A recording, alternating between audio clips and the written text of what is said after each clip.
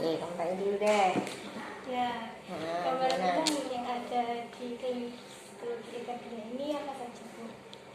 Kalau gambaran umum pelayanannya itu kalau kita sih sebenarnya lebih mengarah ke klinis ya.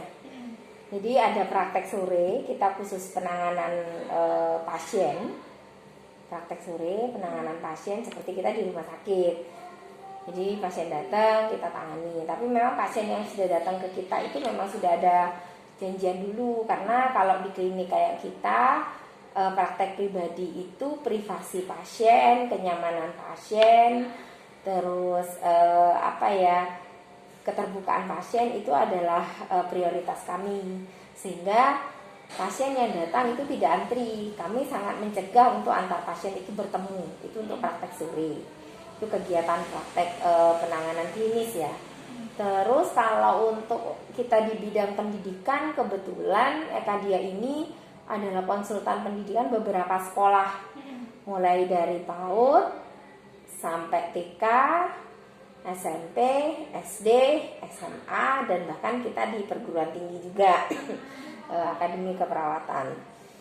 Fungsi kita adalah mendampingi mulai dari mahasiswa baru, dari proses seleksi, terus untuk mengetahui potensi belajar, pemetaan kelas, terus setelah itu penanganan masalah-masalah psikologi selama mahasiswa itu terdaftar di sekolah itu. Misalnya kalau dia sekolah SMA dari kelas 10 sampai kelas 12 kita tangani apa saja. Pendampingan psikolog di sekolah adalah penanganan kasus-kasus psikologi yang tidak bisa ditangani secara langsung oleh BK. Misalnya kecanduan game, ya kan? Mogok belajar, permasalahan broken home, keluarga, pergaulan bebas, narkoba, itu kan memang butuh tenaga profesi psikolog untuk penanganannya. Dan itu komprehensif di mana melibatkan sekolah sebagai tenaga tempat belajar, melibatkan juga lingkungan teman-temannya, interaksi sosial, dan juga lingkungan keluarga, ayah, orang tua ya. Tuh.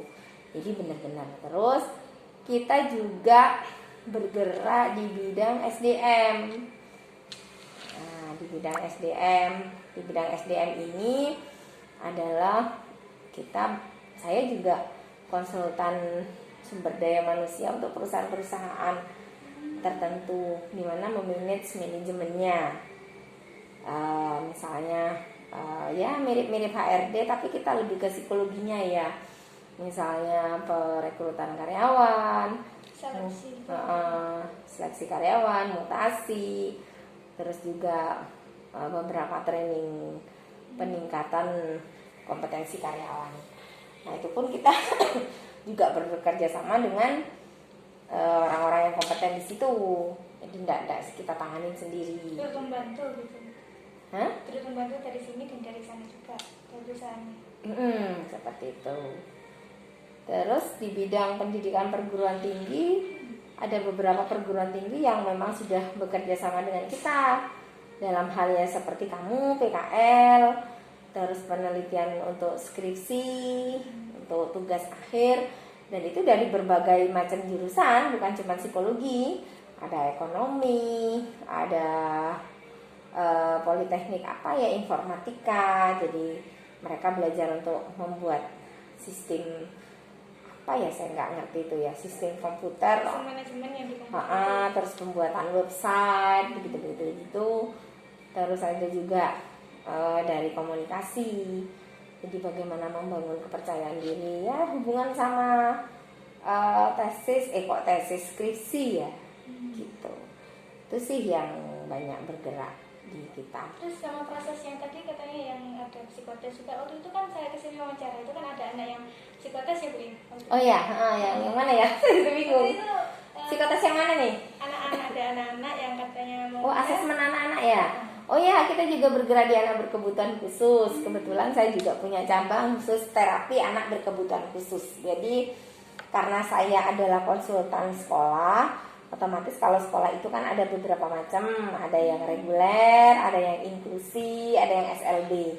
Saya tidak bisa menangani anak itu satu persatu, jadi harus semuanya, karena mungkin idealis saya ya.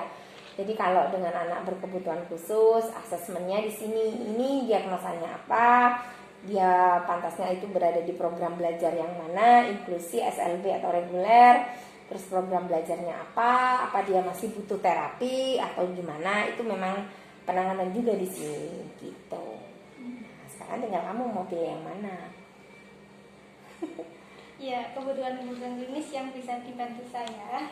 Kamu klinis ya? Iya. Oke, kalau klinis mungkin kepada karena masih belum lulus ya, nanti bantu untuk karena di S1 itu kan sudah ada pengenalan alat tes. Nah, pasti kamu harus terjun ke lapangan, ikutin kita. Karena kita hari ini bulan-bulan ini adalah masa-masa psikotes untuk beberapa sekolah. Otomatis dari proses psikotes, sebagai tester belajar, juga di supervisi ya kamu ya, tidak sendirian. Jadi ditemani oleh kakak asisten saya. Terus udah gitu mungkin nanti belajar scoringnya juga. Kalau interpretasinya sih mungkin cuma dasar-dasarnya aja dulu biar nggak banyak bingung ya. Terus bantu penyelesaian proses administrasi di proses psikotesnya. Terus udah gitu juga mungkin lebih banyak juga nanti observasi pasien. Ada pasien itu kenapa Bu, itu gimana Bu, itu apa, kenapa kok diginiin. Terus proses asesmen SD karyawan sama asesmen anak-anak kayaknya juga nanti kesana sih arahnya. Lalu di situ nanti kamu harus simpulkan kamu lebih tertarik yang mana ya. Bu, kok saya selama 15 hari ini saya tertariknya ke anak-anak, berarti kamu konsentrasi di anak-anak nanti. Misalnya kasus, hasil asesmen apa, hasil observasi apa, identitas apa, penanganan bagaimana, dan menurut kamu bagaimana ya harus penanganannya seperti itu. Itu belajar. Dengan psikolog. Ya pastilah. Pasti. Ya pasti. Selama kamu di sini kan anakku toh, ya kamu ya tak dampingi semua sampai kamu punya nilai plus, nilai lebih kamu setelah keluar dari sini. Minimal nanti kamu selama melanjutkan kuliah sampai S1 itu kamu udah punya bayangan aku mau kemana ya enaknya gitu. Harus banyak diskusi memang, karena nggak bisa aku mau ambil ini, ternyata kamu sebenarnya bakat-bakatan juga sih sebenarnya. Mau di klinis tapi kadang-kadang nggak bisa loh kalau kadang di klinis kalau intuisinya nggak tinggi. Nggak bisa, aku mau mau di perusahaan tapi nggak bisa ininya juga nggak bisa. Makanya nanti selesai ini sih Ibu harap kamu sudah bisa Ibu ketahui kamu kayaknya cocoknya di sini deh gitu. Bisa disarankan dari Bu? Ya bisa seperti itu. Dari pengamatan? Ya nggak dari pengamatan aja kan Ibu juga lihat kamu caranya praktek gimana non gitu. Terus sub-unit struktur organisasi lah yang ada di klinik. Kalau siapa saja? pastilah direktur ya karena ini kan bentuk perusahaan. Pimpinan khusus dari CV Ekadia Raya itu adalah suami saya. Jadi dari bentuk apa mungkin bahasamu yayasan lah. Tapi kita yayasan, kita perusahaan. Ekadia Raya. Kita Ekadia Raya, PT Ekadia Raya. Ini direkturnya suami saya, Bapak Siso, pimpinan ya. Terus direktur operasional karena Ekadia Raya ini bergerak di bidang beberapa sih. Ada beragam. Salah satunya di psikologi. Salah satunya di bidang pelayanan kita.